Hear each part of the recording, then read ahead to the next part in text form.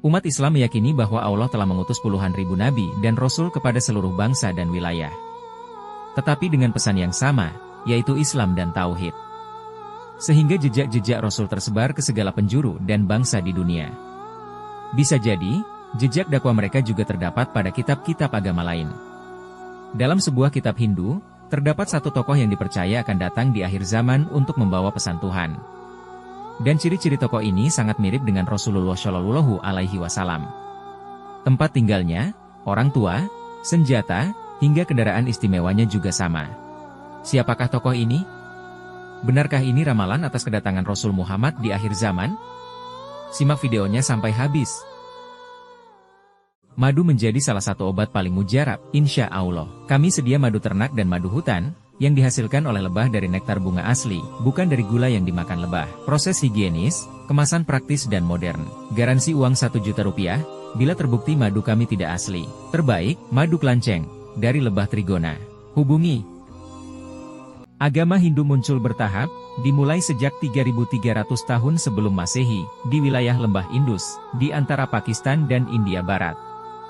Dalam kumpulan teks Hindu, yang disebut Purana, yang mulai ditulis sekitar abad ke-3 Masehi, diceritakan satu ramalan tentang munculnya seorang titisan Dewa Wisnu di dunia, atau disebut Avatar, yang bernama Kalki Awatara, atau Kalki Avatar.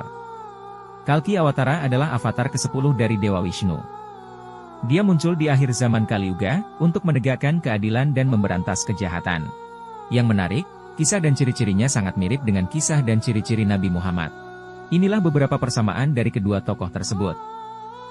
Pertama, diutus di akhir zaman, di zaman kegelapan. Sama seperti Kalki Awatara yang diutus di akhir zaman Kaliuga, di zaman kegelapan. Maka, Rasulullah Muhammad juga diutus di akhir zaman, di mana Mekah saat itu juga berada di zaman jahiliyah. Penuh kemunkaran, kebatilan, dan penyembahan berhala. Nabi Muhammad diutus untuk menegakkan kebenaran Islam dan menghapuskan kegelapan zaman jahiliyah. Bedanya, jika Kalki Awatara adalah titisan Tuhan, maka Muhammad adalah Rasul utusan Allah. Kedua, sama-sama utusan terakhir. Kalki Awatara adalah titisan ke-10 dari Dewa Wisnu, dalam siklus Dasavatara. Itu adalah utusan terakhir dalam siklus saat ini. Dewa Wisnu diyakini bereinkarnasi pada beberapa zaman sebelumnya, untuk menjaga keadilan, dan di zaman Kaliuga, Wisnu menitis pada Kalki Awatara sebagai titisan terakhir. Nabi Muhammad juga adalah utusan terakhir dari Allah, dari semua nabi yang ada. Nabi penutup di mana tak ada lagi nabi setelahnya. Ketiga, nama orang tua. Meski nama ayah dan ibu dari kedua tokoh ini tidak persis sama, tapi mempunyai makna yang mirip. Ayah Kalki Awatara adalah Vishnu Yasha, yang berarti kemuliaan Wisnu, atau kemuliaan Tuhan. Mempunyai kemiripan dengan nama ayah Rasul, yaitu Abdullah, yang berarti hamba Allah, atau hamba Tuhan. Karena, hamba Tuhan akan selalu beribadah mengagungkan kemuliaan dari Tuhannya.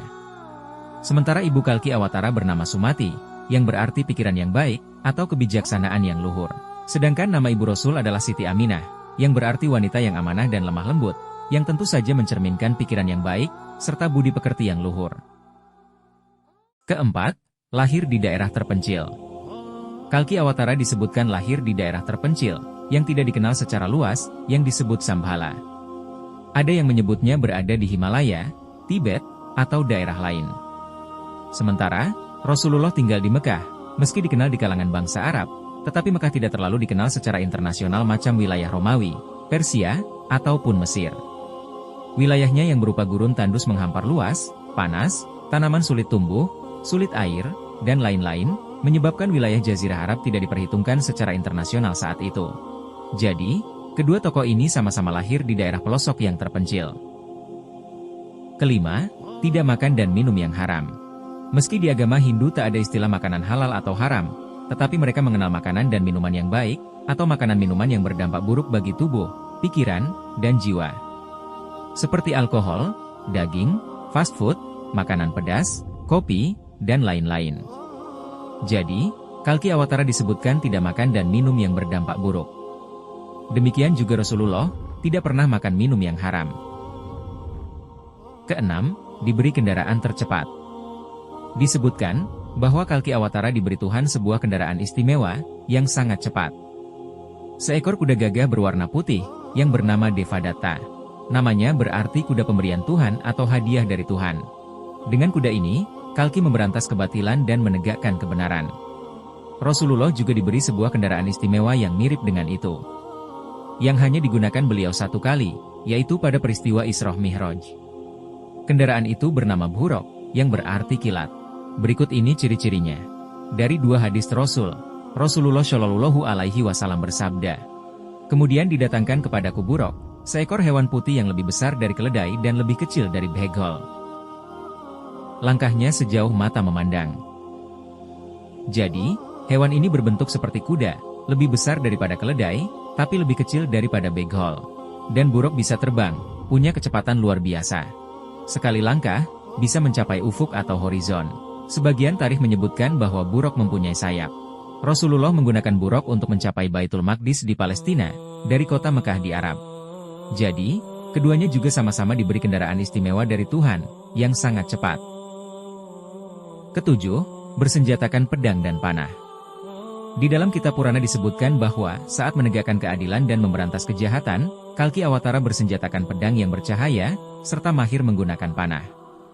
Nabi Muhammad, saat berjihad melawan kafir Quraisy, pengkhianatan Yahudi Madinah, dan lain-lain juga sangat mahir menggunakan pedang, dan bertempur dengan gagah berani. Selain itu, beliau juga berperang menggunakan panah sebagai senjata pribadinya. Beliau dikenal mempunyai beberapa busur panah, bernama Kadib, Zaura, Safa, dan Baida. Jadi, senjata perang yang digunakan keduanya juga sama. Dan 8, berperang bersama para sahabat. Disebutkan bahwa Kalki Awatara saat berperang menegakkan keadilan dan menumpas kemungkaran, didampingi oleh para pengikutnya. Mereka adalah kaum Brahmana dan kaum Ksatria. Meski demikian, tak disebutkan siapa saja nama-namanya. Sedangkan Rasulullah juga demikian. Beliau juga berperang dan berjihad dibantu oleh ribuan pengikutnya, serta sejumlah sahabat yang paling beliau percayai. Akhirnya, dengan izin Allah, beliau bisa menegakkan Islam mulai dari Jazirah Arab. Demikianlah video kali ini. Dibuat bukan dimaksudkan untuk melecehkan keyakinan agama lain, tetapi lebih didasari kepada adanya sejumlah kemiripan antara kedua tokoh tersebut. Bagaimana pendapat rekan-rekan? Apakah dua orang ini adalah orang yang sama? Yang benar datang dari Allah, yang salah datang dari kami. Wallahu a'lam. Wassalamualaikum warahmatullahi wabarakatuh.